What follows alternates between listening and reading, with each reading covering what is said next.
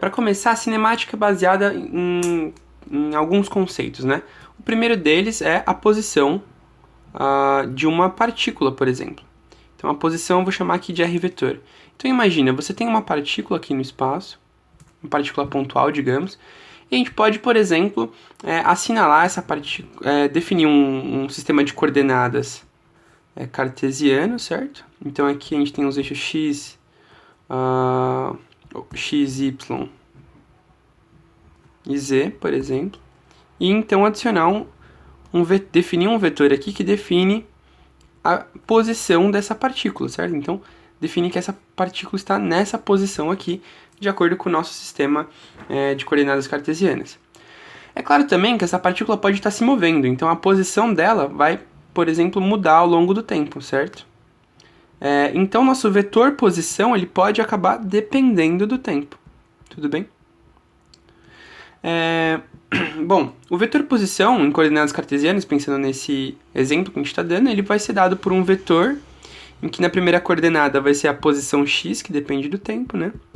A segunda coordenada, a posição no eixo y ao longo do tempo. A terceira coordenada, a posição no eixo z ao longo do tempo. Eu poderia usar um outro tipo de coordenadas que a gente vai usar mais para frente como as coordenadas polares. Mas vamos começar pensando dessa maneira primeiro. Depois disso, eu posso pensar com que velocidade, com que taxa a posição está variando, né? Então, eu vou pensar na variação da posição. Isso vai dar a ideia de velocidade. Então, a velocidade no ensino médio, a gente pensava da seguinte maneira, uma velocidade escalar, né? A gente fazia um ΔS sobre um ΔT. Então, quanto você andou no espaço dividido por quanto você andou no tempo, certo? Só que isso daqui dá uma velocidade média, né? Vou colocar uma barra de média. Para a gente saber a velocidade instantânea num momento, a gente tem que tomar o limite, né? O limite, quando esse ΔT, esse tempo que você tá analisando, vai ficar muito pequeno. Um tempo indo para zero, né? De ΔS sobre ΔT.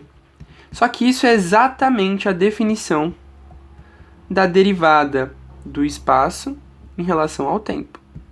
Tudo bem?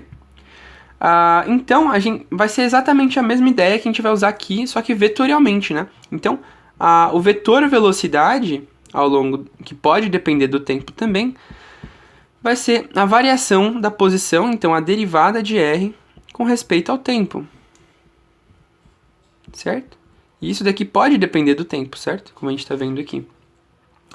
Aí você pode ficar em dúvida, mas como que eu derivo um vetor? Bom, em coordenadas cartesianas, basta que a gente derive as suas coordenadas. A gente vai fazer só que tem que tomar cuidado, porque, por exemplo, mais pra frente a gente vai fazer em coordenadas polares e não vai bastar simplesmente derivar as coordenadas. A gente vai ver por quê. Então aqui basta que a gente derive dx dt, dy dt, dz dt. Certo? Tudo bem?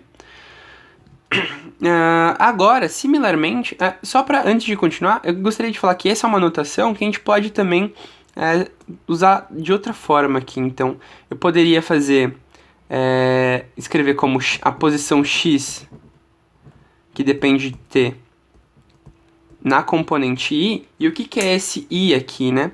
Esse i seria o meu versor na direção do eixo x. Então, tem um eixo x aqui, eu teria um versorzinho, um vetor de tamanho unitário, que seria o i chapéu. Eu também poderia chamar ele de x chapéu, ou poderia chamar de ex chapéu. São todos nomes equivalentes, certo? Da mesma maneira eu tenho o vetor j chapéu e o vetor k chapéu, ou y chapéu, z chapéu, ou y chapéu e z chapéu. Então aqui o k chapéu, tá bom? Mais y de t na direção j chapéu mais z de t na direção de k chapéu, certo? E daí na hora que eu derivo isso daqui, né, como eu estou derivando aqui, eu estou derivando só o x chapéu. Mas para ver de uma maneira melhor por que isso acontece, né, vamos dar uma expandida nisso. Então vai ficar dr dt é a derivada de cada uma dessas componentes. Então, a derivada da soma é a soma das derivadas. Então, vai ficar derivada de x de t e dt mais derivada de y de t na direção j dt mais a derivada de z de t na direção k-chapéu dt. Só que, pensa, ao longo de toda a trajetória, os versores eles não mudam, né? Eles continuam os mesmos. Se eu mantenho o meu sistema de coordenadas aqui, meu sistema cartesiano fixo, eles não estão mudando. Então, eles são constantes. Então, eu posso colocar eles para fora da derivada, certo? Então, colocando eles para fora da derivada, eu obtenho justamente aquilo que a gente já tinha obtido anteriormente, certo? Que a gente tinha falado anteriormente. De que basta derivar as coordenadas. Opa, K-chapéu. Tudo bem? Então, como eles são constantes, não dependem do tempo, posso colocar eles fora da derivada e volta no nosso resultado que basta derivar cada uma das coordenadas. Certo? Tudo bem? Similarmente, a gente vai definir a aceleração. Então, isso daqui é a definição do que é a velocidade, né? E agora a gente vai definir o que é a aceleração. A aceleração a gente vai definir similarmente, né? Então, vai ser a taxa de variação da velocidade em relação ao tempo, ou seja, a derivada da velocidade em relação ao tempo. Da mesma maneira que a gente fazia no ensino médio, né? Então, a aceleração média seria uma variação de velocidade em relação ao tempo. Que para achar a aceleração instantânea, a gente tem que tomar o limite desse tempo tendendo a zero de ΔV sobre ΔT, certo? Que é basicamente a definição de derivada da velocidade em relação ao tempo, certo? Então essa é a nossa aceleração. Beleza, então agora a gente tem nossos principais conceitos de cinemática: posição, velocidade e aceleração. Essa aceleração também pode depender do tempo, certo? Então eu não coloquei aqui, mas pode depender do tempo.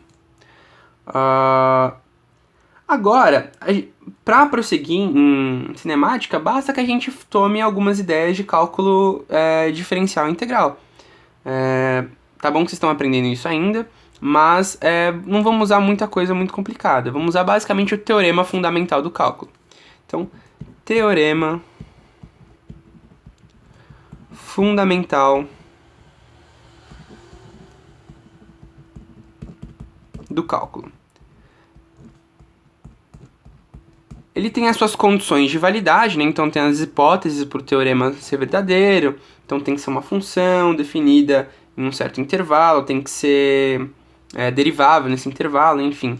Depois em cálculos vocês vão ver exatamente como o teorema funciona, mas basicamente ele vai concluir que a derivada e a integral são operações inversas. Então, por exemplo, se eu sair da posição, tem posição, velocidade e aceleração. Certo? Se eu para sair da posição e chegar na velocidade, basta com que eu derive. Só derivar, né? Então, a velocidade eu pego a posição e derivo. Tudo bem? A mesma coisa para sair da velocidade e chegar na aceleração. É só derivar a velocidade. Então, derivar. Agora, se eu tenho a aceleração, como eu descubro a velocidade? Bom, como a integral e a derivada são operações inversas, então basta com que eu integre. Então, vamos integrar. Integrar. Da mesma maneira, para sair da velocidade e chegar na posição, basta com que eu integre. Então, vamos integrar. Certo? Vamos ver como é que isso funciona na prática, tá bom? Então, ó, vamos fazer um resuminho aqui do que a gente viu até agora. Os principais conceitos: posição, que pode depender do tempo. A velocidade, pode depender do tempo, é a derivada da posição em relação ao tempo, que depende do tempo, certo? E a aceleração, que pode depender do tempo, é a derivada da velocidade em relação ao tempo, que depende do tempo. Tudo bem? Então vamos dar uma olhada. Agora imagina, então se eu tenho a posição, se você me der a posição em função do tempo, eu consigo descobrir a velocidade e a aceleração em qualquer instante, basta que eu derive, certo? Agora, e se eu te der uma situação contrária? Imagina que eu te dou a aceleração agora. Você sabe a aceleração em função do tempo. Como é que você descobre a velocidade e a posição? que é basicamente situações comuns, né? Então, por exemplo, quando a gente vai tratar de problemas na Terra, lançamentos oblíquos, lançamentos horizontais, é isso que a gente tem. A gente tem a aceleração só, que é a aceleração da gravidade. E a gente quer descobrir, por exemplo, a velocidade e a posição em função do tempo, certo? Então esse é um problema comum, que vai aparecer muito em cinemática. Então como é que a gente lida com ele? Bom, como a velocidade, ela é a aceleração é a derivada, ela é a derivada da velocidade, então eu vou precisar integrar a aceleração para chegar na velocidade, porque eles são inversos, né? Então lembra, se dá velocidade para a aceleração, eu derivei, eu vou pegar a aceleração e vou integrar para chegar na velocidade. Então, ó, como é que funciona isso na prática? Então, ó, vamos integrar a aceleração de um tempo t0 até um tempo t1, por exemplo, certo? Então, a de t dt. O que é isso? Bom, como a aceleração é derivada da velocidade, vamos ver o que vai ficar. t0 até t1 de dv dt, certo?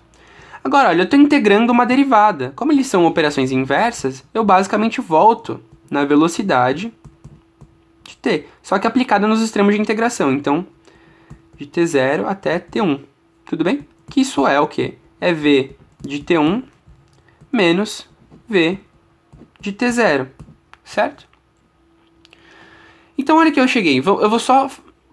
Eu cheguei que a velocidade num tempo t1 vai ser igual à velocidade inicial num tempo t0, certo?